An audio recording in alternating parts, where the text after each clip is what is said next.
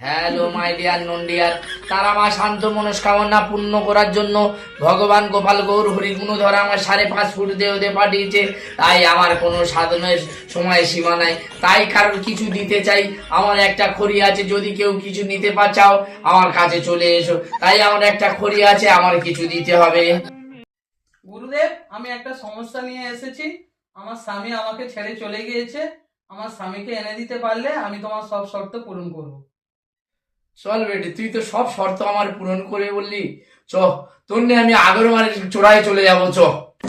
গুরুদেব, আগরবাড়ির চড়াই তো যাবো, কিন্তু তোমার ব্যাগের মধ্যে কি রয়েছে গুরুদেব?